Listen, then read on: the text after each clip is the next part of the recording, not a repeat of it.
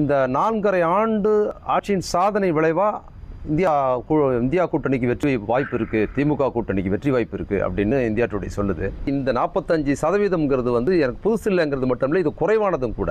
நீங்க இந்த திட்டங்கள்ல அதிகமான நன்மை பெற்றது திமுக குடும்பத்து பெண்களை விடவும் திமுக குடும்பத்து அல்லாத பெண்கள் தான் அதிகமா இருக்கிறாங்க. அண்ணா திமுக சேர்ந்தவங்க, பாஜக சேர்ந்தவங்க, பாமக சேர்ந்தவங்க, தேமுதிக சேர்ந்தவங்க, அவங்க வீட்டு பெண்கள்லாம் அதில் நன்மை அடைஞ்சிருக்கிறாங்க. இப்போ 5 ஆண்டுகளுக்கு முன்னாலே திமுக ஆட்சிக்கு வர அளவுக்கு செல்வாக்கு பெற்றிருந்தது. முதல்ல 45க்கு மேல இருந்தது 2021. இப்போ பிளஸ் இந்த 4½ வருஷம் சாதனைங்கிறது இன்னொரு 40 சேர்ந்து 80-90% வரைக்கும் அதோட சாதனை உயர்ந்திருக்குதுங்கிறது முக்கியமானது.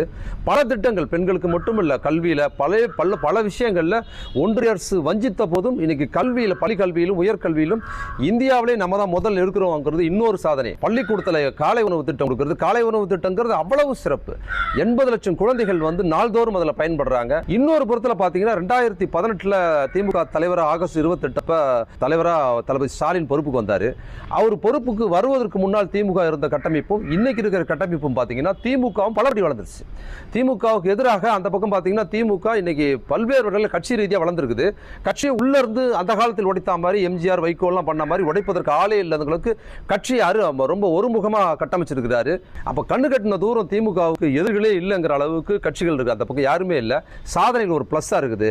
இந்தியா டுடே சொல்லியிருக்கிற இந்த 45% விஷயம் வந்து இந்த ஆட்சி திமுக ஒருவேளை காங்கிரஸ் போன்ற கட்சிகள் கூட கூடுதல் சீட்டு கொடுக்கணும், நாங்கள் அங்கே போறோம்னு சொல்லி அவங்களா வெளியே போயிட்டா கூட திமுக தனித்து நின்றாலும் அவர்கள் 60-70% மேலே ஓட்டு தானா வாங்க முடியுங்கிறது இந்த ரிப்போர்ட் காட்டுது. ஏன்னா இவங்க சொல்ற சாதனை என்பது ஆட்சிக்கான சாதனை தான் வளர்ந்துக்குதுன்னு சொல்றாங்க, தவிர கூட்டணிக்கானதுன்னு கிடையாது. அப்போ தனிப்பட்ட முறையில் முதலமைச்சருக்கும் தமிழக பெண்களுக்குமான இந்த அப்பா மகள் அண்ணன் தம்பி உறவுங்கிறது பலப்பட்டிருக்குது.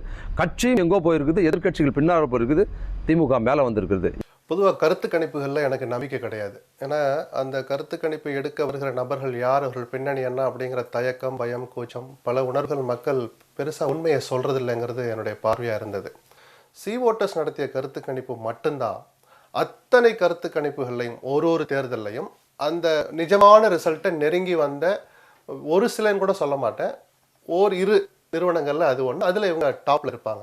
அவர்கள் எடுக்கிற கருத்து கணிப்பு யதார்த்தத்துக்கு மிக நெருக்கத்தில் இருக்கு என்பதால் இந்த கருத்து கணிப்பை நாம் ஓரளவு நம்பலான்னு நான் சொல்லுவேன்.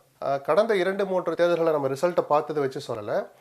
அதிமுகவினுடைய அந்த பலவீனம் ஆகுது இல்லையா, அவர்கள் வாக்கு வங்கியை இழக்க புதிய வரவுகள் வர இவர்கள் இன்டாக்டாக இருக்கிறாங்கிற அந்த தோற்றம் நீடிக்க திமுகவுக்கு மாற்று அதிமுக தான், அதிமுகவுக்கு மாற்று திமுக தான். இவ்வளவு தூரம் சார் என்ன சார், அதிமுக நம்பி யாருமே போகலைன்னு ஒரு 3 மாசமா இருந்த அந்த பேச்சு கடந்த 4 மாதங்களாக, கடந்த 2-3 வாரங்களாக மாறிக்கிட்டு இருக்கு. அதிமுகவை மையப்படுத்திய செய்திகள் வந்த பிறகும் அந்த அணி வலுவாகி கொண்டே வருகிறதுன்ற கருத்துக்கு நான் வந்து நிற்கிறேனே தவிர, என்னை போன்றவர்கள் வர்றமே தவிர, திமுகவை வீழ்த்துவதற்கான அணி தயாராகிவிட்டதுன்னு நான் வரமாட்டேன். ஏன்னா இன்னும் அது பலப்படணும், இன்னும் பல கட்சிகள் தேவைப்படுது. அதனால தான் விஜய் வருவாரான்னு எடப்பாடி தனியாக காத்திருந்தார். அப்புறம் பிஜேபி கிட்ட தள்ளி விட்டார். பிஜேபி சில முயற்சிகள் எடுத்ததா தகவல் இருக்கு. இருவருடைய முயற்சியும் பள்ளிக்கலைன பிறகுதான் அந்த என்டிஏவில் முக்கிய அங்கமாக இருக்கிற, தமிழ்நாட்டில் என்டிஏவின் தலைமை பதவியில் இருக்கிற அதிமுகவை ஊழல் சக்தி என்று ஒரு சீல் வச்சாரு விஜய். கிட்டத்தட்ட இந்த மனநிலைக்கிடையில தான் இந்த கருத்து கணிப்பு நடந்திருக்கும்னு நான் நினைக்கிறேன்.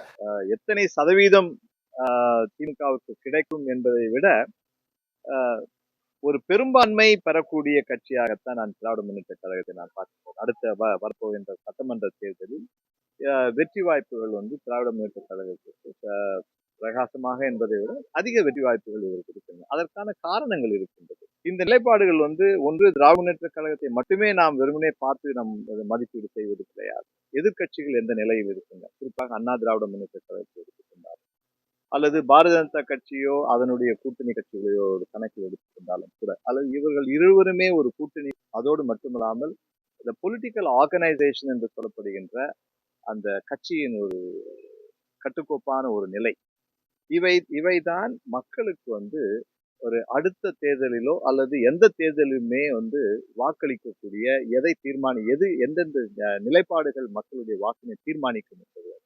இன்றைய காலகட்டத்தில் வந்து மக்கள் எதை எதிர்பார்க்கின்றார்கள்? நீங்கள் எந்த கட்சி ஆட்சிக்கு வந்தாலும் கூட இப்பொழுது செயல்முறையில் இருக்கின்ற திட்டங்களை வந்து தூக்கி வீச முடியாது. அதோ புதிய திட்டங்களை கொண்டு வர வேண்டும். எத்தகைய புதிய திட்டங்களை கொண்டு வர வேண்டும் என்பதும், அதோடு மட்டுமல்லாமல் அதை வழிநடத்துகின்றவர்கள் அரசு மற்றும் அரசியல் கட்சியின் தலைமை, இதைத்தான் நான் வந்து மிக முக்கியமான ஒரு கோள்களாக நாம் பார்க்க வேண்டும். எதிர்க்கட்சிகளுடைய நிலைமை, அது பாரதிய ஜனதா கட்சியாகட்டும் அல்லது அவர்களுடைய கூட்டணி கட்சிகளாகட்டும், இன்றைய நிலையில் அதிமுகவில் இருக்கின்றவர்கள் பிளவுகளாகட்டும், அல்லது புதிதாக வருகின்ற ஒரு நிலை கட்சிகளாகட்டும், தாவேகா போன்ற கட்சிகளாகட்டும், இவர்கள் ஒரு மாற்று கட்சியாக ஒரு வெற்றி பெற்று இவர்கள் ஆட்சி அமைக்கும் என்பது இன்றைய நிலைப்பாடுகள் கூட அத்தகைய ஒரு மிகப்பெரிய ஒரு இடைவெளி மக்கள் மனதில் இருப்பதாக நினைக்கிறேன். உடனுக்குடன் செய்திகளை தெரிந்து கொள்ள சன் நியூஸ் பெல் ஐகானை கிளிக் பண்ணுங்க.